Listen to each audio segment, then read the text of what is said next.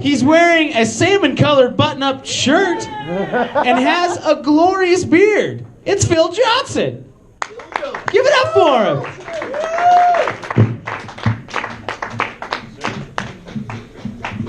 All right, I just want to point out that this shirt, came from the Marlboro Company, but they don't give washing instructions to cowboys, so it kind of faded. Yeah, so I don't know about you guys, but my friends think I'm a bit of a chauvinist, a bit of a misogynist. They use those big words when they're nagging me like a bunch of old women. But it's not true. I like women. I even speak to them every once in a while. And a theme I get a lot when you talk to a woman is, boy, it's hard to find a nice man. Just romance is dead. Chivalry it's dead. And I don't think that chivalry is dead. I just think it's really, really stupid. Let's take the classic example. You're walking along the street with the lady, and you come to a puddle. Oh no, she can't get wet. She might melt. So what do? You take your half cape or something, and you throw it across the puddle, and problem solved. Except for the fact that cloth doesn't float, and she's still going to get her foot wet. Great. So now she's got her foot wet, and that's going to make her cold. And all you have to offer is your soggy half cape. Chivalry is just it's dumb, and it doesn't have to be these grand gestures. It can be something seemingly small, like opening the car door for a woman. This one just starts out bad. You both walk to the passenger side. She's thinking, it's this car, right? Did you want me to drive? I'm not against women driving because I'm a chauvinist. I'm against women driving because I'm a chivalrist. You get there and you open the door and you pop it open and you got to go around the other side. All right.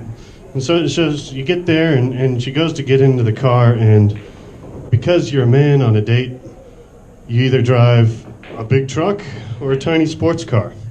That's just the way these things work, as far as I can tell. So to get into your tiny car or your big truck, she's going to put her hand on the door.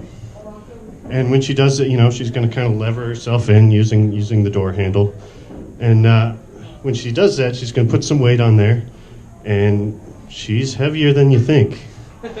So the trick is not to just slam the door on her head or on her ankle, depending if you're in the tiny car or the big truck. And so once you have her installed in the car, which is a journey unto itself, now you have to get in the car if you want this to work. So you gotta run around and you step over the puddle. I don't know why that was hard.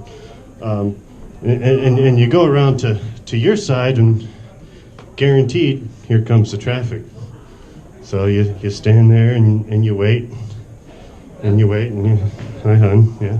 And so she's hungry because you're going to dinner. She hasn't eaten. She's cold because she stepped in a puddle. And because she's cold and a woman, now she has to pee. And, so she's sitting there in your car, and she can't even turn on the heat because you got the keys. She's bored. She can't even turn on the radio.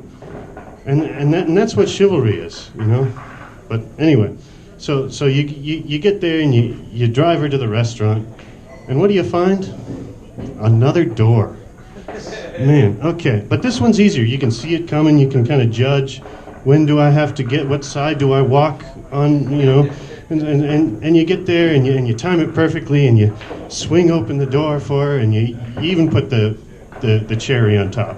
You give her the little half bow thing with right this way, and guaranteed that's the exact moment that 3 or 4 completely inappropriately clad teenage girls will walk out of the door that you just opened and went,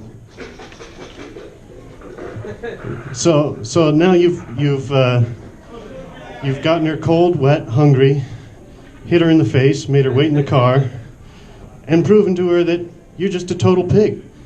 So that's chivalry for you folks, and that's why I'll forever be a chauvinist. All right, my name is Phil Johnson. Thanks for having us here.